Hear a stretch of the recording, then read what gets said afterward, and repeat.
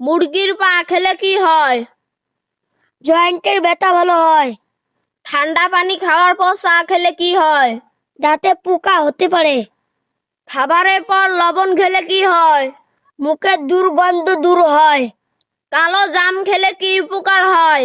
কখনো সুগার হবে না। পেঁপে পাতার রস খেলে কি উপকার হয়? শরীরে রক্ত বাড়ে। ফজরের নামাজ মোট কত রাকাত? 4 রাকাত। জোহরের নামাজ মোট কত রাকাত? 12 রাকাত। আসরের নামাজ মোট কত রাকাত? 8 রাকাত। মাগরিবের নামাজ মোট কত রাকাত? 7 রাকাত। ঈশার নামাজ মোট কত রাকাত? 17 রাকাত। আল কোরআনের সুরক্ষিত স্থান কোথায়? লাউহে মাহফুজ। সবচেয়ে মারাত্মক গুনাহ কি?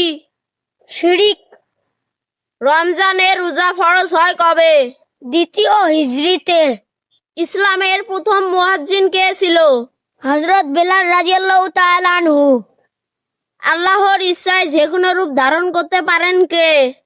ফেরেশতাগণ। ইসলাম হযরত মুসা আলাইহিস সালামের উপর কোন কিতাব নাজিল হয়েছিল? তাওরাত। হযরত দাউদ আলাইহিস সালামের উপর কোন কিতাব নাজিল হয়েছিল? জাবুর। হযরত ঈসা আলাইহিস সালামের উপর কোন কিতাব নাজিল হয়েছিল? ইনজিল। হযরত মুহাম্মদ সাল্লাল্লাহু আলাইহি সাল্লামের উপর কোন কিতাব নাজিল হয়েছিল? আল কোরআন। ধনিয়া পাতার রস খেলে কি উপকার হয়? কিডনির ময়লা দূর করে। পাতর কুচি পাতার রস খেলে কি উপকার হয়? পেটের যে কোনো সমস্যার সমাধান করে। তুলসী পাতার রস খেলে কি উপকার হয়? সর্দি কাশি ভালো হয়। বরই পাতার রস খেলে কি উপকার হয়? চুলকানি ভালো হয়। ফজলে পাতার রস খেলে কি উপকার হয়?